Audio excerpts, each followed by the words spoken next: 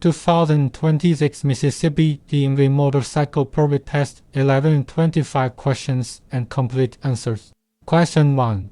The front brake supplies how much of a motorcycle's potential stopping power? Option A, about 25%. Option B, about 50%. Option C, about 70%. Option D, 100%. The correct answer is option C, about 70%. Explanation. The front brake of a motorcycle is more powerful than the rear brake and can provide at least 70% of the motorcycle's total stopping power. Question 2. The best way to stop quickly is to: Option A, use the front brake only. Option B, use the front brake first. Option C, throttle down and use the front brake. Option D, use both brakes at the same time. The correct answer is option D. Use both brakes at the same time. Explanation. If you need to stop quickly, apply both the front and the rear brakes at the same time. Question 3. If your front wheel begins to skid, you should: Option A, keep the front brake engaged and ride out the skid. Option B, keep the front brake engaged and release the rear brake. Option C, immediately release and re-engage the front brake. Option D, release the front brake and increase the pressure on the rear brake. The correct answer is option C, immediately release and re-engage the front brake. Explanation. If your front wheel locks while braking, you should release the front brake immediately and completely before reapplying it smoothly. Question 4. Motorcycle windshields. Option A are a good substitute for face shield. Option B are a good substitute for goggles. Option C will not protect your eyes from the wind. Option D do not protect against items thrown from other vehicles. The correct answer is option C, will not protect your eyes from the wind. Explanation. A windshield is not an adequate substitute for either a face shield or goggles. Most windshields will not protect your eyes from the wind. Question 5. A street-level motorcycle is required to have all of the following except: Option A, a headlight. Option B, a taillight. Option C, a windshield wiper. Option D, a horn. The correct answer is option C, a windshield wiper.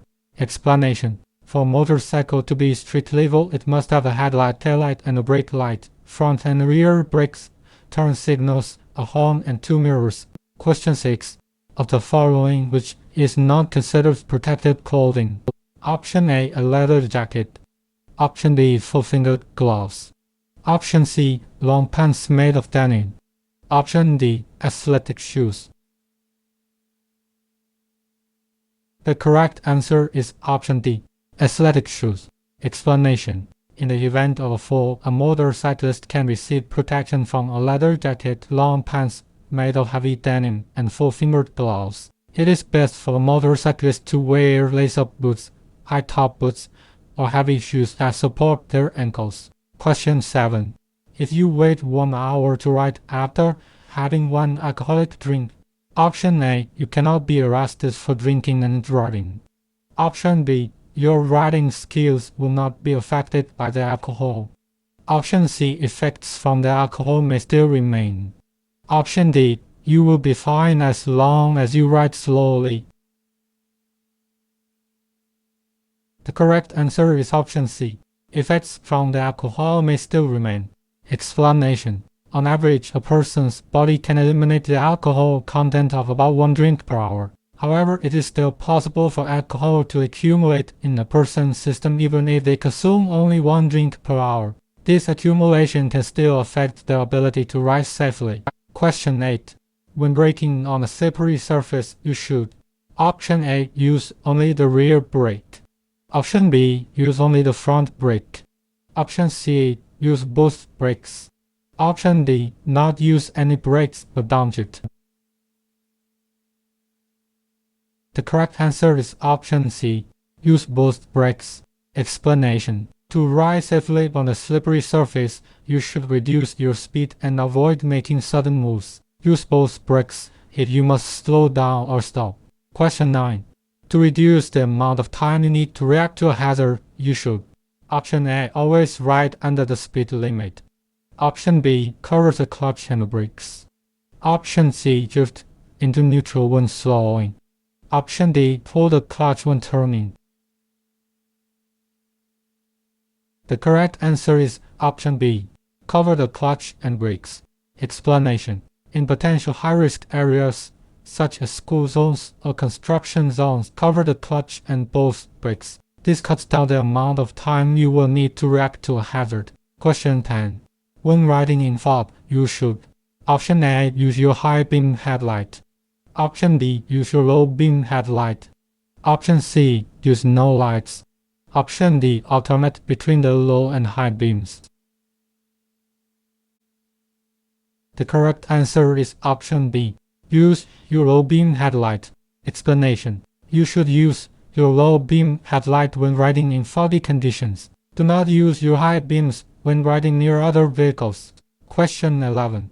To help provide space for drivers attempting to merge into your lane from an entrance ramp, you should: Option A. Stay in your lane. Option B. Merge into the next lane if possible. Option C. Not worry about it since they are the ones trying to merge. Option D. Ride on the far left shoulder. The correct answer is option D. Merge into the next lane if possible. Explanation: drivers merging onto a highway and into your lane may not notice your motorcycle. Give them plenty of space to safely merge by moving into a different lane if you can. Question 12. When riding in traffic, it is important to remember that motorcycles: Option A. Are too small to have blind spots. Option B. Have blind spots that are too small to cause any problems. Option C. Have blind spots that require head checks. Option D. Have only one blind spot. The correct answer is option C. Have blind spots that require head checks. Explanation: like any other vehicle, motorcycles have blind spots. Always turn your head to check for traffic in your blind spot before changing lanes. Question 13. When riding in a group, inexperienced riders should be placed: Option A. In the front of the group. Option B. Just behind the lead rider. Option C. At the back of the group. Option D. Anywhere within the group. The correct answer is option B. Just behind the lead rider. Explanation: inexperienced riders should ride near the front of a group, just behind the leader, so more experienced riders can keep an eye on them from behind. Question 14. In which of the following situations should you increase your following distance? Option A. Traffic is light. Option B. Traffic is heavy. Option C. You are able to see the roadway through vehicles in front of you. Option D. There is pleasant and clear weather. The correct answer is option D. Traffic is heavy.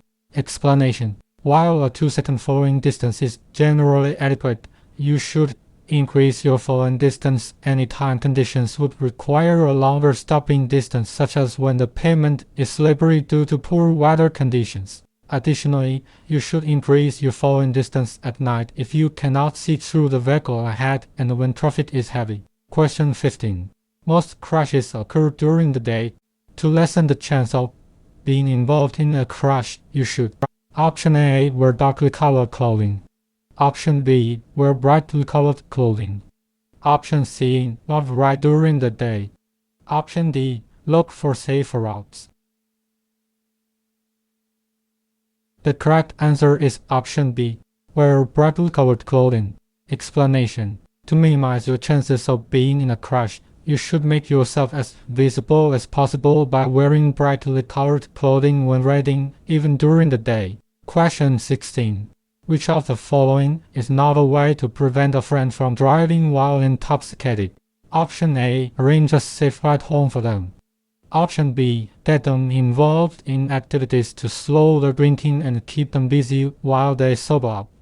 Option C. Make them wait 15 minutes after their last drink before driving. Option D. Get other friends involved in stopping your friend from driving. The correct answer is option C. Make them wait 15 minutes after their last drink before driving. Explanation. To prevent someone from drinking and driving, it is a good idea to arrange an alternative way for them to get home, involve them in other activities to slow the pace of their drinking, use any available excuse to keep them from leaving, and recruit friends to help apply peer pressure. Question 17. What is often found in the center portion of the lane? Option A. A landing strip. Option B. An oily or greasy strip. Option C. Lane markings. Option D. Ice. The correct answer is option B. An oily or greasy strip. Explanation. Drippings from cars tend to form an oily strip in the center of each lane. Unless conditions are wet, it is usually still safe for a motorcycle to operate on the center strip. Question 18.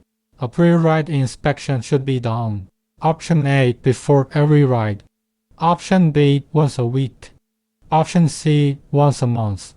Option D. Twice a month. The correct answer is option A. Before every ride. Explanation. Perform an inspection of your motorcycle before every ride. This takes only a few minutes and helps prevent dangerous situations before entering traffic. Question 19.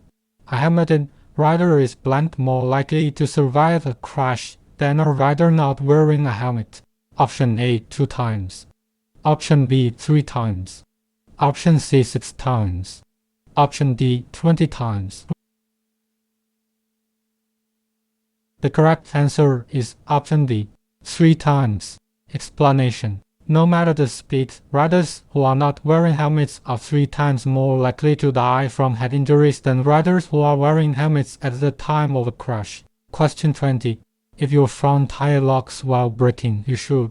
Option A. Keep the brake engaged until you come to a full stop.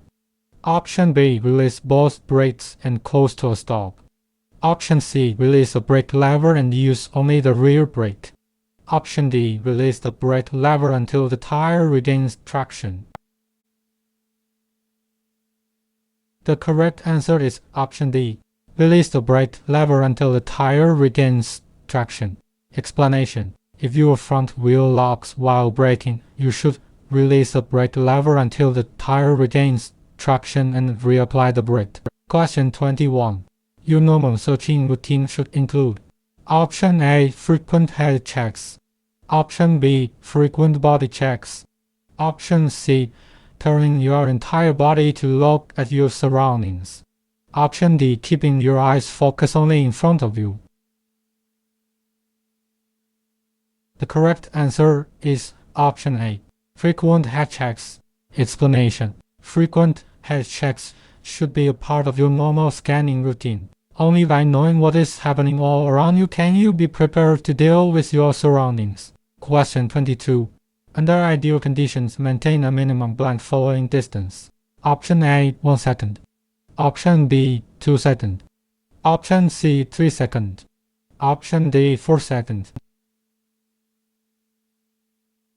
The correct answer is option B. 2 seconds.